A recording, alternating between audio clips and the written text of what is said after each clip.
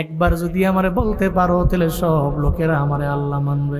বিবি আসিয়া আলাইহিস সালাম সঙ্গে সঙ্গে বলে, না, জীবনেও কোনোদিন তোমারে আমি আল্লাহ মানতে পারি না। যখন বারবার রিকোয়েস্ট করার পরে উনি নেতিবাচক জবাব ফেরাউনরে দেয়, এবার ফেরাউনের মাথা গরম হয়ে গেল। এই কর্মচারীরা, আসিয়ার শরীরে পাথর দিয়া মার। আসিয়া আলাইহিস সালামের উপরে যখন পাথর দিয়ে মারতে লাগলেন, পাথরের আঘাতে পুরো বডিটাই রক্তাক্ত হয়ে গেল। এরপরেও যতই রক্তাক্ত হয়, বিবি আসিয়া তো আমার আল্লাহরে ভুলে যায় না। যারা একবার ইমানের মজা পায়, এদের ফাঁসির মঞ্চেও যদি ঝুলাও, এরপরেও এরা ইমানের লাইন থেকে দূরে যাবে না, ঠিক কিনা?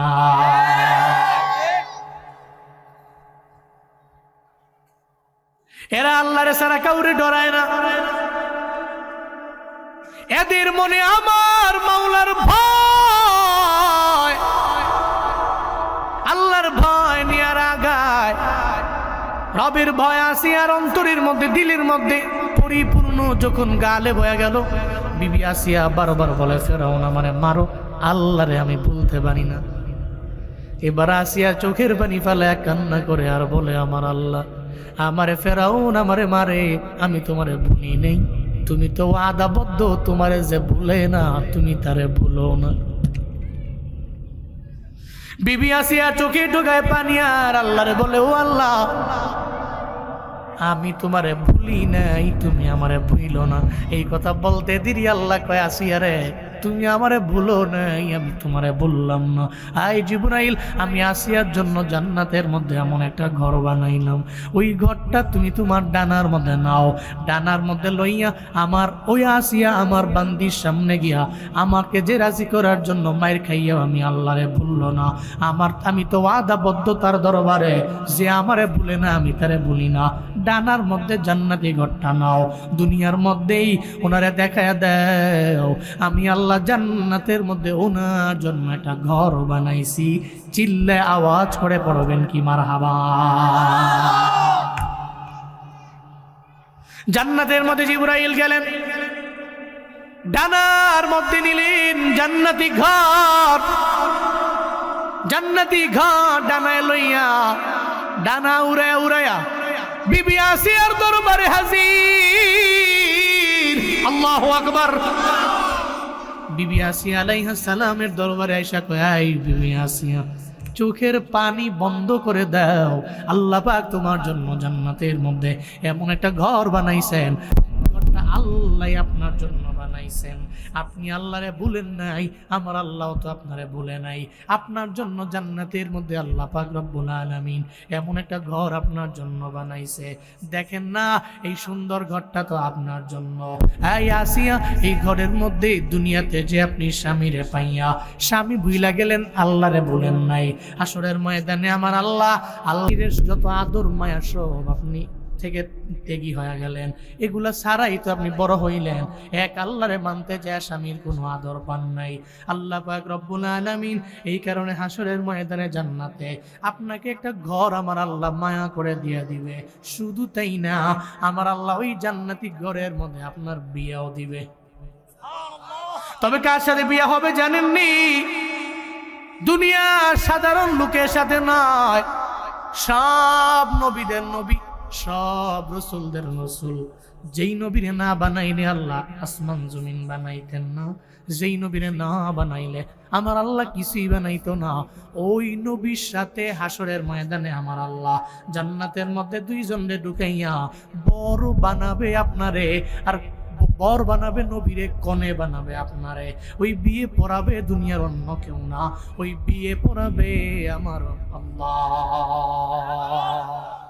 আতিনা ফি দারে দুনিয়া না হাসান, আতিনা ফি দারে উকবানা হাসান, ইয়া গিয়াসুল মুস্তাগীসি নাহদিনা লফদিকার বিল উলুমে ওয়াল গিনা। হর গরি দে নেক তু তৈয়ার হ্যায় জো না মঙ্গে উস্ত তু বেজার হ্যায়।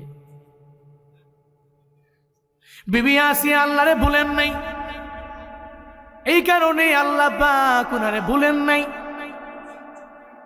এবার বিবি আসিয়াকে যখন জান্নাতি ঘর দুনিয়ার মধ্যে দেখায়া দেওয়া হলো, আসিয়া আলাইহিস সালাম জান্নাতি ঘর দেখে মুস্কি মুসি হাসে, চোখের পানি ফেলে আর কান্না করে না। ফেরাউন তো বড় অবাক, তারে এত মারি, এত তার উপরে আঘাত, এত জুলুম, এত নির্যাতন, এর উপরেও সে মরণের ভয় কেন করে না, কেন সে হাসে? মূলত যারা মুমিন রে, এরা মরণের ডরায় না, মরণের ভয় করে না। বিবি আসিয়া তো জানে রে, লেখ হলো খাল হলো আমার মরণ, খালের ওপার হলো আমার আল্লাহ, খালের এপার হলাম আমি। মরণ বরণ করতে দেরি হয়ে যাবে, খালটা সাঁতরাইয়া আল্লাহর সাথে মুলাকাত হতে দেরি হবে না। সুবহানাল্লাহ। পকেটে তুমি এমন কোনো চিন্তা নাই মুমিনের মরণের। ও জানে লেখ এবং খাল হলো আমার মরণ, মরণ বরণ করতে দেরি হয়ে যাবে, আল্লাহর সাথে আমার মুলাকাত আর দেরি নেই। এই জন্যই তো সাহাবায়ে কেরাম মরণের ভয় পাইতেন না। আমার মায়ার নবী ইন্তেকালের সময় মায়ার নবী ডেকে বলে, রে আয়েশা, আমারে আমার হাতে মিসওয়াক দাও। মিসওয়াকটা হাতের মধ্যে লয়ে নবী মিসওয়াক করলেন আর বললেন, রে আয়েশা, আমি বসতে পারি না, আমি দাঁড়াইতে পারি না, আমি মনে হয় দুনিয়ায় থাকবো না, রবের মুলাকাতে আমার চলে যাওয়া লাগবে। রে আয়েশা, ও আয়েশা, আমার আবু বকরে ডাক দাও, আবু বকরের সাথে আমার কিছু কথা আর বাকি আছে, আমি বিদায় নিয়ে চলে যাব। আম্মা জান আয়েশা ডাকলেন আর বললেন, আবু বকর, আপনারে আমার নবী স্মরণ করেছেন। হযরতে আবু বকর আসার পরে আমার মায়ার নবী আবু বকরের হাতের মধ্যে ধইরা বলে, আবু বকর, মনে হয় দুনিয়া আমি থাকবো না, বিদায় নিয়ে আমার চলে যাওয়া লাগবে। আবু বকরের চোখে ডগায় পানি, নবী, আমি আপনারে সারা দুনিয়ার মধ্যে কেমনে থাকবো, আমায় বলেন না। যেদিন আপনি আমারে বললেন মক্কা থেকে হিজরত করে মদিনায় আসা লাগবে, ওদিন থেকে আমি একটা রাতের বেলা বিছানায় পিঠ লাগাই নাই নবী, আপনার জন্য আমি ঘুমাই নাই, কারণ আমার নবী কোন রাতের বেলা এসে আমার ডাক দিবে মদিনায় যাওয়ার জন্য। যদি আমার 2-3 বার ডাকা লাগে, আমি আবু বকরের জন্য আমার মায়ার নবীর কষ্ট হয়ে যাবে, এটা জীবনেও কোনো দিন আমি বরদাস্ত করতে পারবো না, সহ্য করতে পারবো না। ও মায়ার নবী, আমি তো সেই আবু বকর, মেরাজে আল্লাহর সাথে হলো আপনার মুলাকাত। আল্লাহর পক্ষ থেকে মেরাজ করে যখন আপনি দুনিয়ার জমিনে আসলেন, আমি আবু বকরের সামনে এসে যখন বললেন, আবু বকর, আমি মেরাজের মধ্যে গেলাম, একটা বারের জন্য রিসার্চ করি নাই, গবেষণা করি নাই, ডান বামের চিন্তাও করি নাই, আমি সঙ্গে সঙ্গে বললাম, ও পয়গম্বর, আপনি যা বলেন জীবনে কোনোদিন মিথ্যা বলতে পারেন না, আপনি যা বলেন সত্যই বলেন, আপনি মেরাজে গিয়েছেন, আপনি সত্যই গিয়েছেন, এতে কোনো সন্দেহ নাই। এটা বলার পরে আবু বকর আমার নবীর চেহারা মোবারকের, কপাল মোবারকের মধ্যে একটা চুমু লাগাইয়া দিল। নবী গো, আপনি বিদায় দিয়ে চইলা গেলে আমি কার দিকে তাকায়া থাকবো? আমার মায়ার নবী কয়, ও আবু বকর, কান্না করো না, ইন্নাকা মাইয়িতুন ওয়া ইন্নাহুম মাইয়িতুন।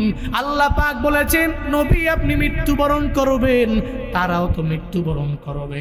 এর মানে আমি নবীও থাকবো না, সবাই বিদায় নিয়ে চলে যাবে, আমি নবীও বিদায় নিব যেই পথে, ও সাহাবায়ে কেরামেরা তোমরাও বিদায় নিয়ে চলে যাবা। তবে তোমাদের আমার মাঝে পার্থক্য আছে, তোমাদের মাঝে আমার মাঝে পার্থক্য, আমি রওজা শরীফের মধ্যে থাকবো জিন্দা, আমি হলাম হায়াতুন নবী।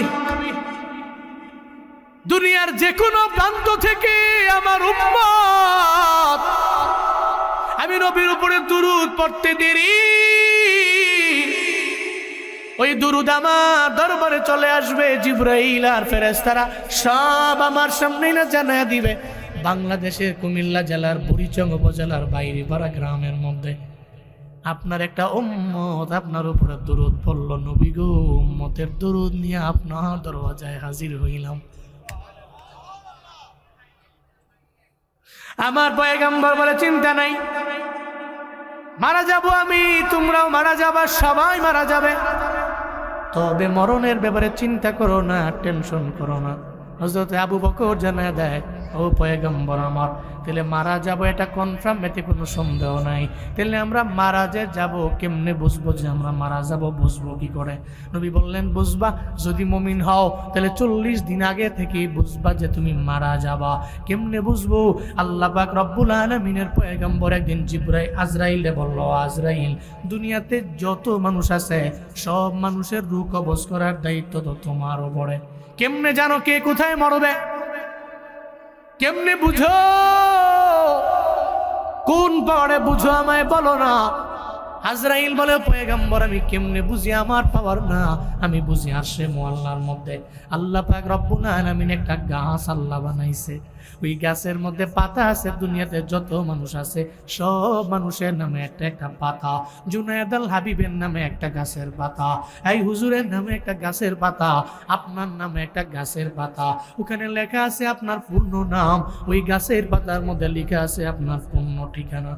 ওই গাছের মধ্যে লেখা আছে আপনার বাড়ি কই, কুমিল্লা জেলার বুড়িচঙ্গির বাহিরি পারে আপনার গ্রাম, ওই পাতায় লেখা কোন বাড়ির আপনি সব ওই পাতায় লেখা আছে।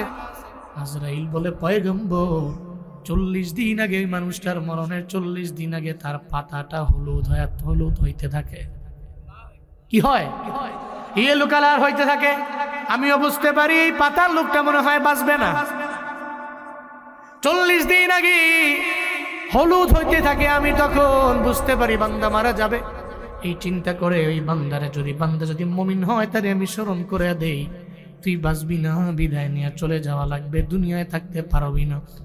এই জন্য তো আপনারা দেখছেন আপনাদের বাবা আপনাদের দাদা যদি মুমিন হয়, নামাজি হয়, 40 দিন আগে থেকে মানুষের দ্বারে দ্বারে ঘুরে আর বলে, আমারে ক্ষমা করে দেও, মনে হয় দুনিয়ার মধ্যে আমি বাঁচবো না।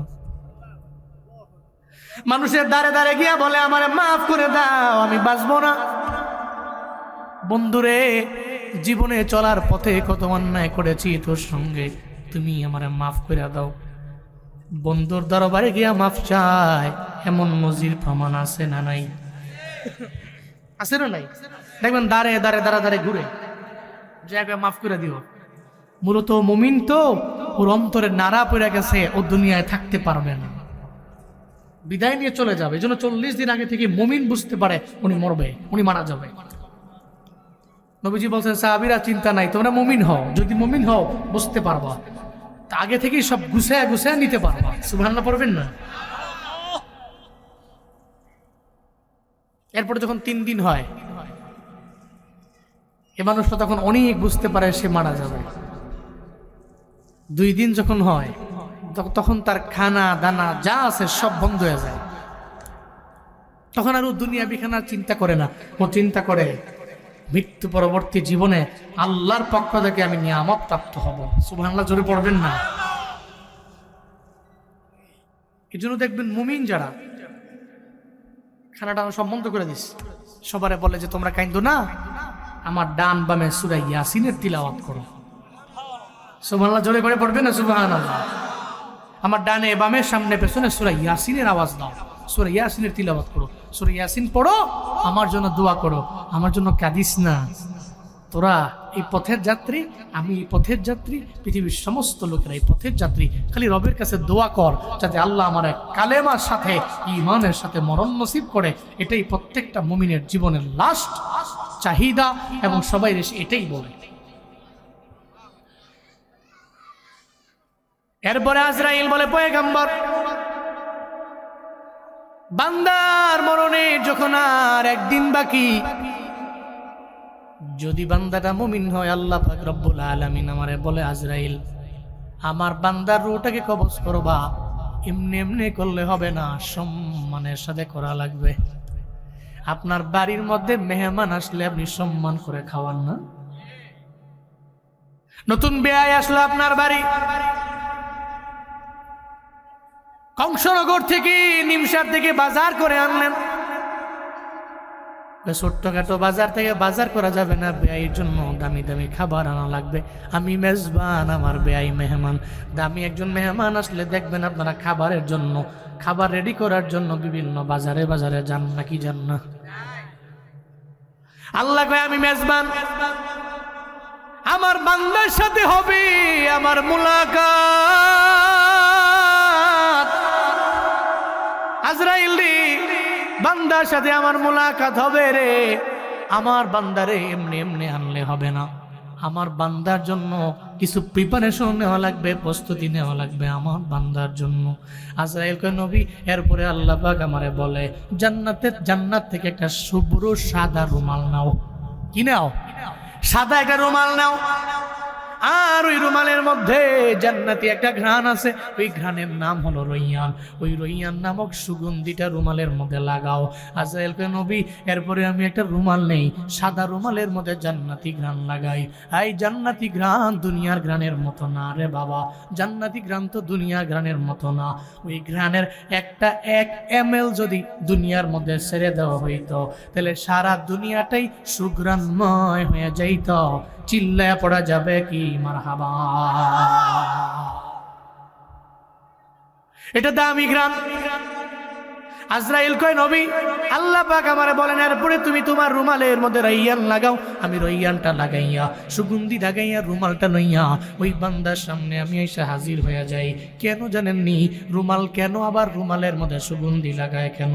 মাঝে মাঝে দেখবেন একটু দামি কোনো আতর যদি আপনার নাকের মধ্যে আপনি সুঘ্রাণ নেন, আপনি যখন শুকতে চান তখন দেখবেন অটোমেটিক্যালি আপনার 2টা চোখ বন্ধ হয়ে যায়, ঘুমের মতো চলে আসে।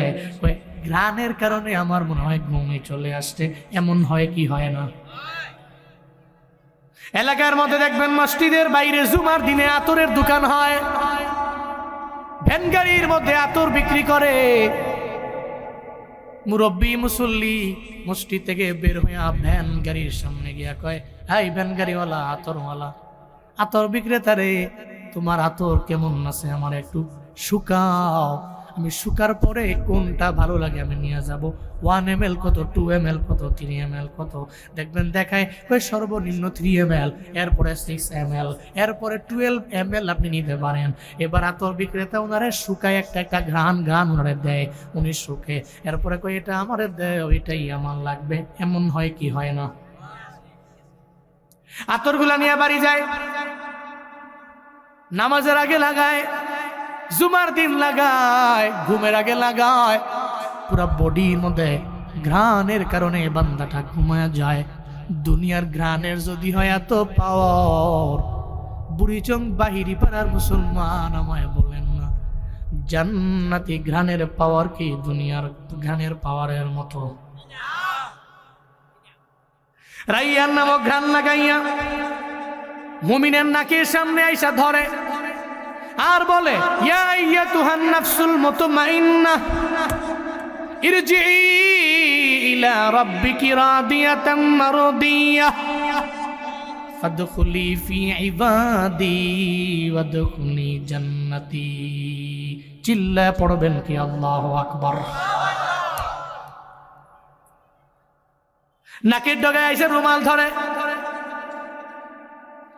আর বলে, প্রশান্ত আত্মা, ইয়া আইয়াতুহান নাফসুল মুতমাইন্নাহ, এই আত্মা প্রশান্ত তো হয়ে গেলা, ইরজি ইলা রাব্বিকি রাদিয়াতাম মারদিয়া।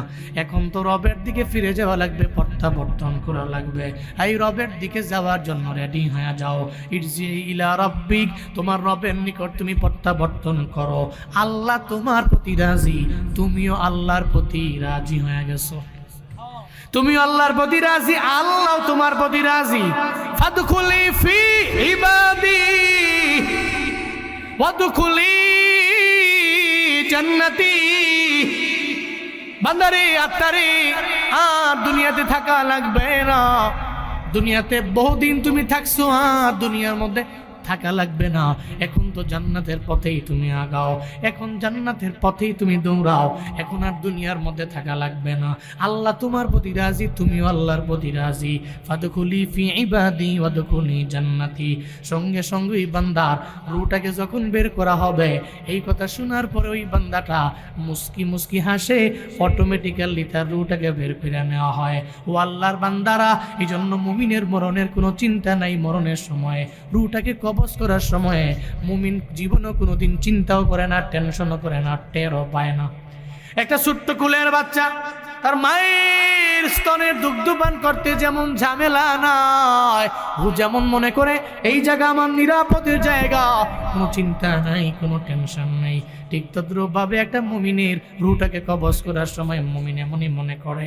মুমিন কোনো চিন্তা করে না, টেনশন করে না, সঙ্গে সঙ্গে তার ভেতর থেকে রুহটাকে বের করে আজরাইল নিয়ে যায়।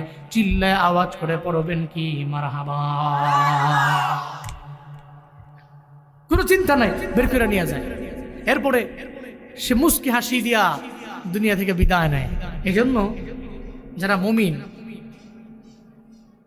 অনেক সময় দেখেন না, অনেক লাশ দেখছেন না, চেহারা কি সুন্দর হাসি দিয়া রয়েছে, সুবহানাল্লাহ পড়বেন না।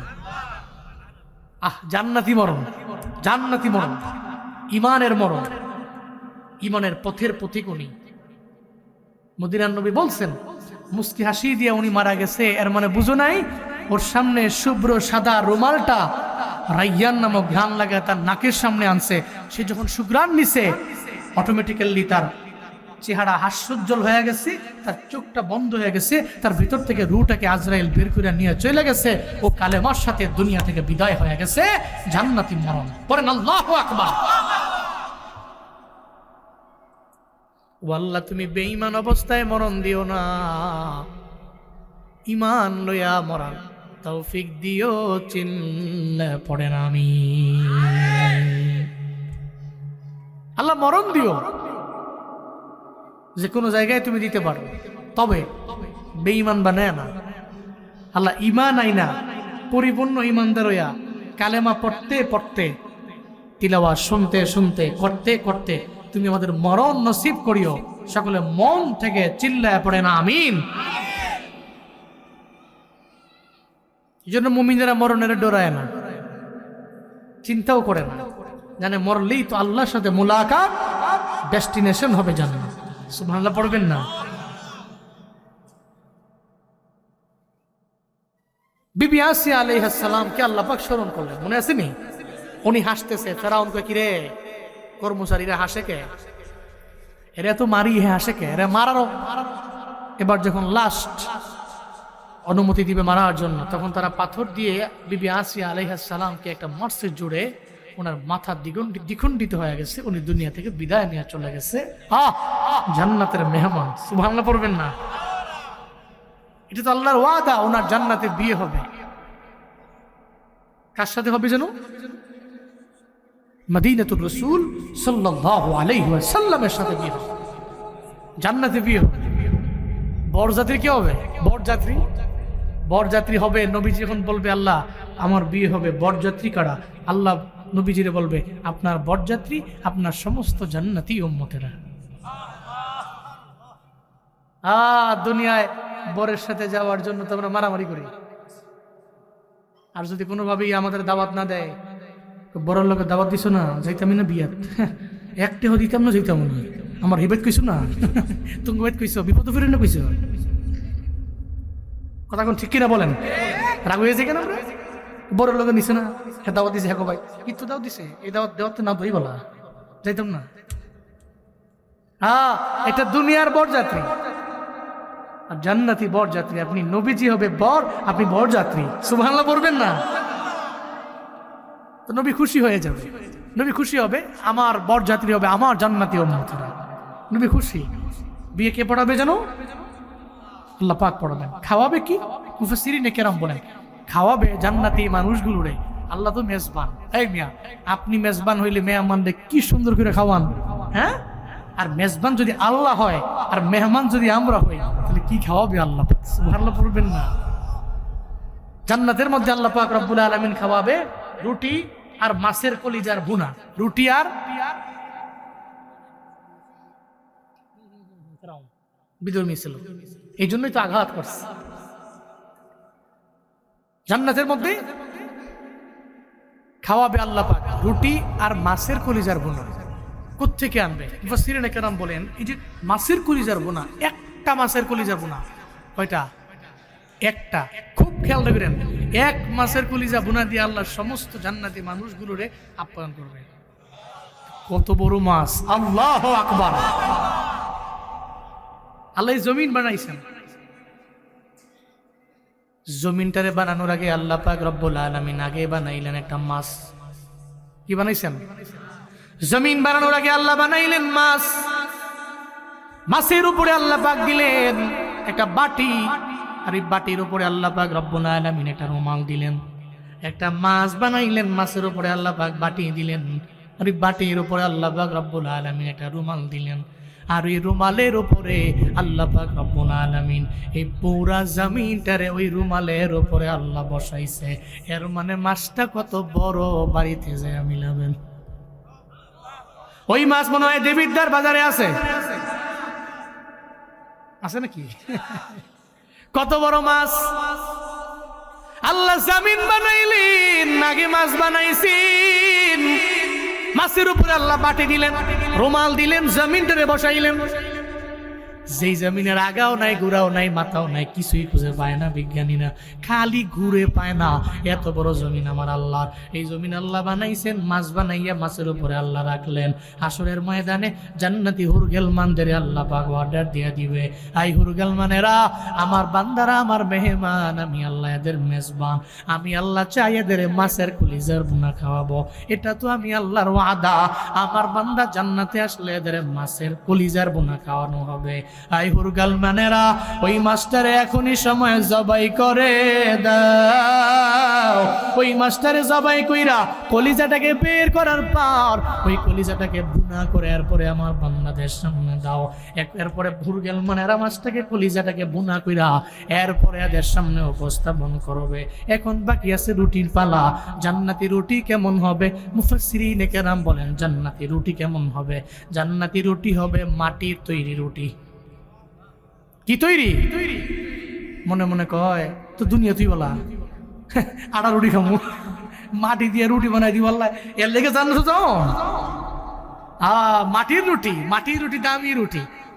আপনার এলাকায়, আপনার বাড়ির উঠানে কি করুন, আজানটা তাহলে শেষ হোক নাকি? হ্যাঁ, আজান শেষ হোক।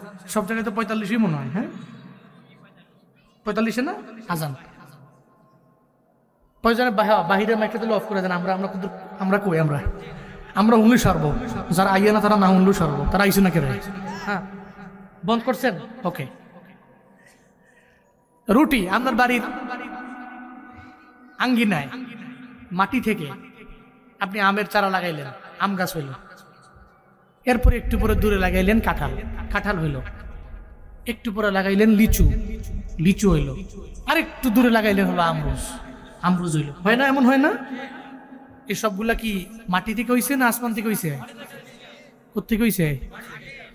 আম গাছের মধ্যে কি ধরছে? লিচু। কি ধরছে? আমই। কাঁঠাল গাছও কাঁঠাল হয়, লিচুর কাছে লিচু হয়, আমরুজের কাছে আমরুজ হয়। সব তো মাটি থেকে। সুবহানাল্লাহ পড়বেন না? ও মিয়া, সব তো মাটির স্বাদ। আল্লাহু আকবার। মাটিতে আল্লাহ কি স্বাদ দিয়েছে। মাটি থেকে হইল আমের এক স্বাদ। এই মাটি থেকে হইল কাঁঠালের আর এক রকমের স্বাদ। এই মাটি থেকে হয়ে গেল আমরুজের এক রকমের স্বাদ। আবার এই মাটি থেকে হয়ে গেল লিচুর আর এক পরিমাণের স্বাদ, আর এক রকম স্বাদ। এর মানে একটা স্বাদের সাথে আর একটা স্বাদের কোনো মিল আসেনি। এই সব কিছুর বানানেওয়ালা একজন চিন্নায়া বলেন তার নাম। আচ্ছা মানুষ বলো দেখি, রাত্র কেন কালো? সূর্য বলো কোথা হতে পাইল এত আলো? ফুলগুলো নানান রকম কেমন করে হয়? পাতাগুলো সবুজ বটে, ফুলের মতন নয়। দুধ কেন এত সাদা? মরিচ কেন ঝাল? আমগুলো পাকলে বলো কেমনে হয় তালাল? পশু পাখি কয় না কথা, মানুষ কেন কয়? বলো ওহে মানব এসব কেমন করে হয়? ভাবি সবই এসব মহান প্রভুর দান, নত শিরি সিজদা করো ওহে মুসলমান। ডিমগুলো একই রকম, পার্থক্য নয় মোটে, তবে সাদা কালো বাচ্চাগুলো কেমন করে ফুটে? আমরা সবাই বাস করি পৃথিবীর অঙ্গে, হাতের লেখা মুখের চেহারা মিলে না কারো সঙ্গে, আর মিলে না কলমে সই বুড়ি আঙ্গুলের টিপ। প্রমাণ হলো মহান আল্লাহ আছেন একজন ঠিক। আল্লাহ কয়জন? সব কিছুর বানানেওয়ালাকে। আমের চারা লাগাইলে আম গাছে কাঁঠাল হয় না, লিচু হয় না, হয়ে গেল আম। আবার স্বাদের কোনো মিল নাই। আম মাটিতে কি হইল, আম মাটিতে কি কাঁঠাল, সব তো একই স্বাদের হওয়ার কথা, কিন্তু কেন হয় না? এটা আমার আল্লাহর খেলা, এটা আমার মাওলার কুদরত। এই মাটির মধ্যে আল্লাহ পাক বিভিন্ন আইটেমের বিভিন্ন ধরনের স্বাদ আল্লাহ দিয়ে দিলেন। আল্লাহ এই মাটি থেকে হুরগেল মন্দিরে বলবেন, এই মাটি দিয়ে আমার বান্দাদের জন্য রুটি বানাও। বান্দা যখন রুটিটা হাতের মধ্যে লইয়া রুটির মধ্যে একটা কামড় মারবে, দেখবে আমের ফ্লেভার। আবার কামড় মারবে, দেখবে কাঁঠালের ফ্লেভার। আল্লাহু আকবার। আবার কামড় দিবে, দেখবে লিচুর ফ্লেভার। আবার কামড় দিবে, দেখবে ওই বান্দা আমরুজের ফ্লেভার। আবার কামড় দিবে, বান্দা দেখবে কমলার ফ্লেভার। আবার একটা কামড় দিবে, দেখবে মালটার ফ্লেভার।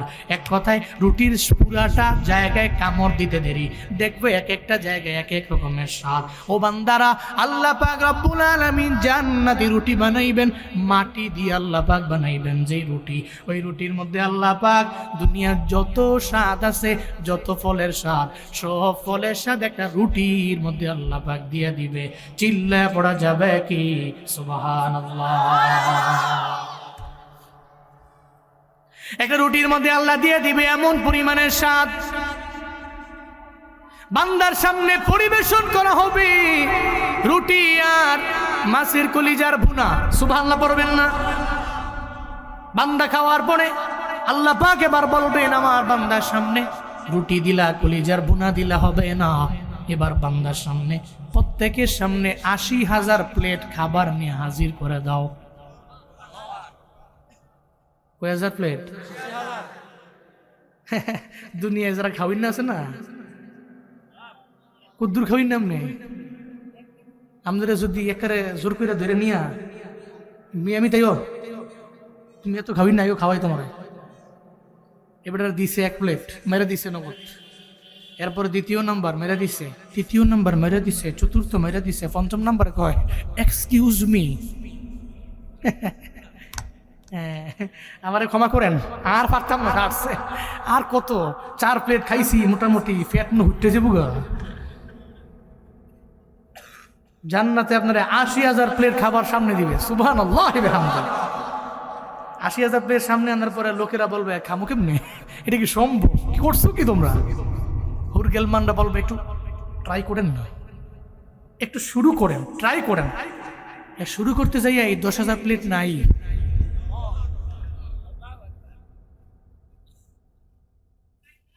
ওই বান্দরবার কই না, ফাহালের দ্বারও আর কি, বান্দরবার ফাহালের দ্বারও গিয়া বইয়া রয়েছে, কই দেহ তোর নুন চাই দেও। নুন চাই তো গিয়া সব শেষ করে লাইছে, সাবার করে লাইছে একেবারে। এরম আছে না বহুত, এইরকম নুন চাইবো খালি, নুন চাইতে গিয়ে ১০,০০০ নাই। জান্নাতি প্লেট ১০,০০০ শেষ। এরপরে আবার ১০,০০০ দেও, ১০,০০০ শেষ। খাইতে ৮০,০০০ খাইয়া লইব। সুবহানাল্লাহ পড়বেন না? কোন সময় খাইলাম টেরই তো পেলাম। আরে জান্নাতি খাবার তো একটা প্লেটের সাথে আরেকটা প্লেটের মিল নাই, একটা প্লেটের খাবারের সাথে আরেকটা প্লেটের খাবারের কোনো মিল নাই। আল্লাহু আকবার। জান্নাতি বুফেট লাউঞ্জ, জান্নাতি বুফেট, একটা কোনো মিল নাই তো, কার সাথে কোনো খাবারের কোনো মিল নাই। ৮০,০০০ প্লেট খায়া এখন তো অনেকে ওয়াশরুম খুঁজবো, ওয়াশরুম লাগতো না, দেখি দুনিয়া পাইছো নাকি যে 5 প্লেট খাইয়া খেলে দূর ফারো খালি ওয়াশরুমও না। না, এটা দুনিয়া না, এটা আখিরাত, জান্নাত। সুবহানাল্লাহ পড়বেন না?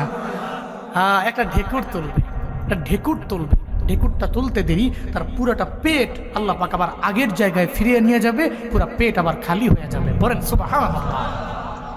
ঢেকুরটা দুর্গন্ধযুক্ত নয়, দুনিয়াবি ঢেকুর তো হয় দুর্গন্ধযুক্ত, খাবারের আইটেম অনুযায়ী ঢেকুর হয়। একজনে মূলা টুলা খাইয়া ইচ্ছা মতো মূলা তরকারি দিয়ে ভাত খাইছে, কটা খাইয়া বন্ধু বান্ধবের সাথে আড্ডা দিতেছে, আর মূলা খাইয়া এমন ঢেক মারছে, এক বন্ধু সর দিয়া লাইছে, কি খাইয়াইছো না খাইয়াইছো, কি ঢেক দিছ না। কয়েকটা তো হিডেই বলা, হিডেই দিতা এমন এক ঢেকুর দিস মনে হয় যে আমার রুটু বাড়ি যাবো।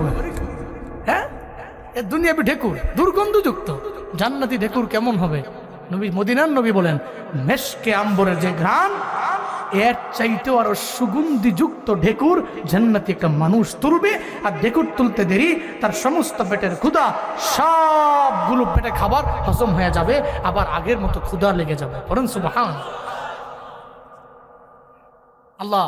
ওই জান্নাতে যায়া জান্নাতি রুটি, গুস্ত আর এই খাবার, নিয়ামত সমস্ত কিছু যাতে আমরা পাই, কি আপনি দান করেন।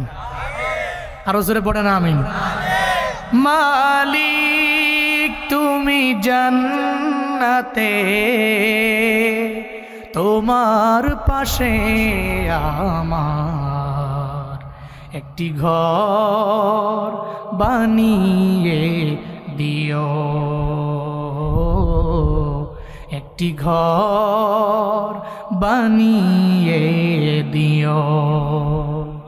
মালিক তুমি জান্নাতে, তোমার পাশে আমার একটি ঘর বানিয়ে দিও, একটি ঘর বানিয়ে দিও। সে বিভীষিকাময় মহাদিনে তোমার প্রতিবেশী করে নিও। মালিক তুমি জান্নাতে, তোমার পাশে আমার একটি ঘর বানিয়ে দিও, একটি ঘর বানিয়ে দিও, একটি ঘর বানিয়ে দিও। চিল্লায় পড়েন আমিন। আল্লাহ জান্নাতে তোমার পাশে একটা ঘর তুমি আমাদের বানায় দিও। এই জন্য আল্লাহরে ডাকলে লস নাই। আল্লাহরে ডাকলে আল্লাহ আপনাকে ধৈরা জান্নাতে নিয়ে যাবে। ওনারা ডাকলে লস নাই। ওনারা ডাকেন, ওনারা স্মরণ করেন, কারণ ওনাকে স্মরণ করলে উনি আপনারা স্মরণ করবে। এখন আসেন, আমরা তো অধৈর্য হয়ে যাই। আল্লাহরে একবার ডাকছি, দূর শুনে না আল্লাহ। আর আমার কত মা বোনরা আছে, আল্লাহরে কত গালি দিছে জীবনে। দেখে না, হ্যাঁ দেখে না, যেমনি কয় খাইছে রে আমারে, মনে হয় আল্লাহের কাছে পুরো ঠেকে গেছে। আমাদের মা বোনরা এমন গালি গালাস, ফোলারে তো করেই, অভিশাপ দেয় আল্লাহরে শুদ্ধা। মনে করেন দান্ডি খালি মোটামুটি মনে করেন যে রৈদ দিছে, বহুত কষ্ট করছে, রৈদ দিছে, আর আসমানি হাঁসটা ধরে বৃষ্টিটা নামবো নামবো এরকমটা ভাব কয়া দেখে না, হে করে দেখে না। আমার প্রতিবেশী আমার আমার ভাবিরে দেখে না, খালি আমারই দেখে। কারে কয়? আল্লাহরে কয়। হ্যাঁ আল্লাহরে কয়। এটা বলা যাবে না। আমার মা বোনরা একটু সংযত হওয়া লাগবে। মা বোনদের একটা খারাপ দিক আছে, অভিশাপ দেখেন। কি দেয়? পোলারে মায়ারে যারে ভাই তারা তোরে ক্ষুদায় খাইতো, ক্ষুদার কাটা, তুই মরসো না, দেহেও না আল্লাহ, এসব কথাবার্তা মা বোনরা এটা বলা যাবে না। মদিনার নবী বলছেন, আমি মেয়েরাজে গিয়ে দেখছি অধিকাংশ নারী জাহান্নামী। কেন? কারণ তাদের দোষ দুইটা। কয়টা? এক নম্বরে ওয়াতাকসুরনাল লাআনা, দুই নম্বর ওয়াতাকফুরনাল আশিরা। এক নম্বরে এরা অধিকাংশ পরিমাণে, অধিক পরিমাণে মানুষকে লানত করে। সাবধান মা, আপনার সন্তান আপনার মালিক। আপনি চান না সে সফল হোক? অবশ্যই চান। সো জীবনে কোনোদিন আপনার সন্তানকে আপনি জীবনেও অভিশাপ দিবেন না, জীবনেও না। বহুত কষ্ট হয়ে গেলেও বুকে চাপা দিয়ে রাখবেন, কারণ আপনার জবান থেকে একটা অভিশাপ বের হয়ে গেলে তার জীবন ধ্বংস হয়ে যাবে। এই জন্য অধিক পরিমাণে নারীরা অভিসম্পাত করে, লানত করে। এই কারণে নবী বলছেন তারা জাহান্নামী। দুই নম্বরে ওয়াতাকফুরনাল আশিরা, এটা বহুত নারীর মধ্যে আছে।